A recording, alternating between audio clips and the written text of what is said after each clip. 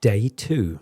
Today I will start to take personal responsibility for my thoughts, actions, and the consequences which arise from them. Personal responsibility is a hard concept to grasp for most of us.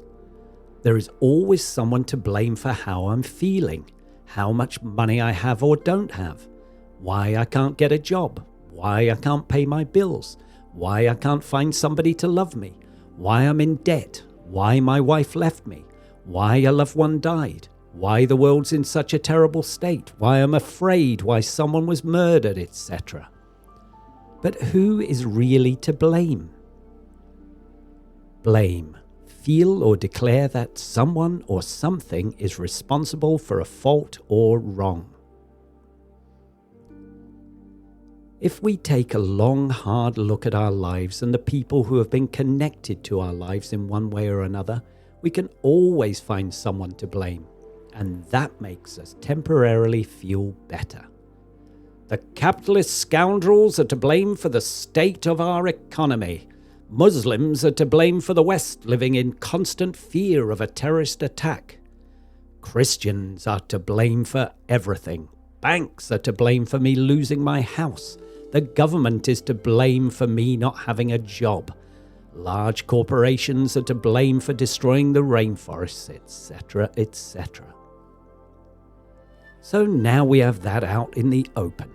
Yes, we're angry. Yes, we're hurt. Yes, on the surface it looks like someone was to blame. Yes, the drunk driver killed your son. Yes, the murderer killed your wife.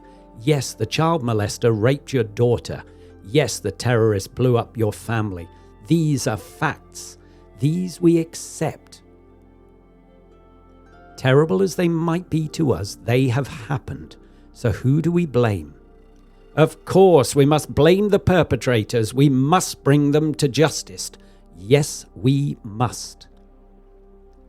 So what's personal responsibility got to do with blame? How is me taking personal responsibility going to bring back my murdered wife? Let me start from the beginning. We are supposedly the most intelligent species on the planet. We are all capable of great creation and great destruction. So when I talk about taking personal responsibility, I'm talking to every person on the entire planet. Murderer, politician, religious extremist, banker, do-gooder, charity worker, oil worker, gun assembler. We are all responsible for everything that is happening, has happened, or will happen. Do you see? We live in a connected world. We are all parts of the whole. And although we may not have the power right now of seeing the future, we need to begin to. Every action begins with a thought and ends in a consequence, and round we go. I, as a powerful individual creator, one part of the most intelligent species of the planet, have thoughts. Those thoughts may have been formed through the actions of another, which ended in a consequence, which started my thinking process. He killed my wife. He's gonna pay for what he did. I'm gonna kill him.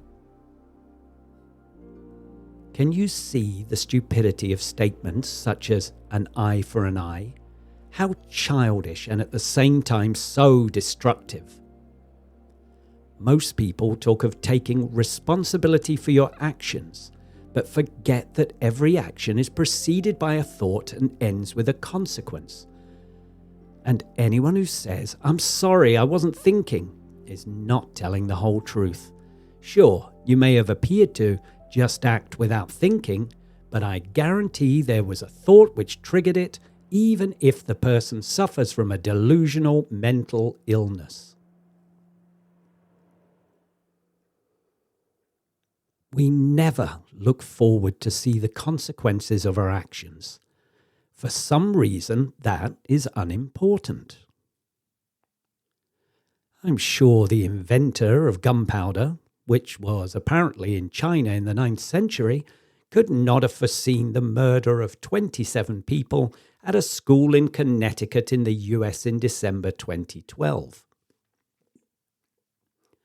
I'm sure the person who worked on the production line at the factory, which made the Bushmaster .223 assault rifle used in the killings, would not consider themselves responsible for the murders. But here we have two people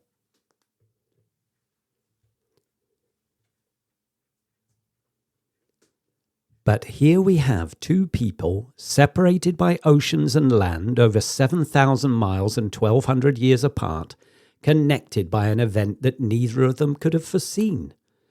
Seems a bit of a loose connection, says you. The only person responsible for the shootings at the Sandy Hook Elementary School was the person who pulled the trigger. Was it, says me? I'll leave you to think about that one. I'm sure the inventor of the motor car could not have foreseen the car crashes that kill over 1 million people every year, or the inventor of radio communications foreseeing that billions of people are now addicted to their mobile phones.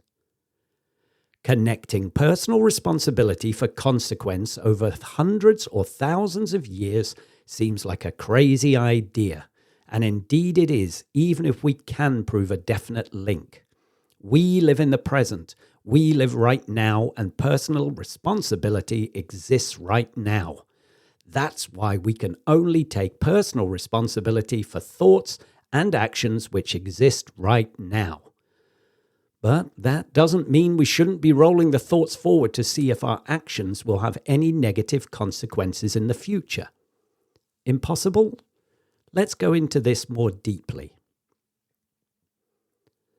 The thoughts we may have become actions, and actions must have a consequence, whether that consequence is 5,000 miles or years apart.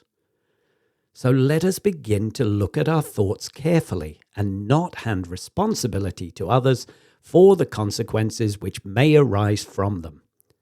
It may seem like a crazy, time-consuming exercise, but if we don't, there will always be someone looking for someone to blame.